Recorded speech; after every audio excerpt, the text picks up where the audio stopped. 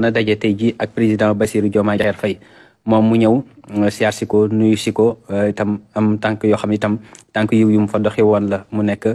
jamono yoo xam ne itam jamono yi ni mi konte la mu ànd itam ak ki nga xam ne moom président Ousmane Sonko kon ñu teewlu Aboubacry Kane. mu doon visite de courtoisie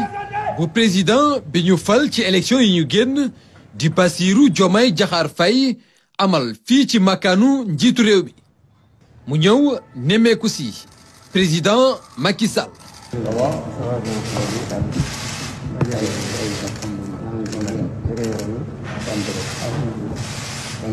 ginnaaw saafonte yi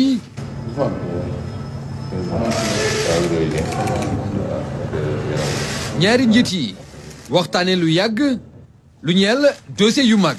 yi ci wàllu état yi di xaar président Bassirou Diomaye Faye leneen lu ñu waxtaane ñeel cérémonie de prestation de serment ak passation de pouvoir di jokkalante nguur gi te ñu fas yéene ko amal ñaari fan ci weeru avril ba ñu ci pare nag njiitu réew mi wana lekk président Bassirou Diomaye Faye mi ko nar a wuutu ci bopp réew mi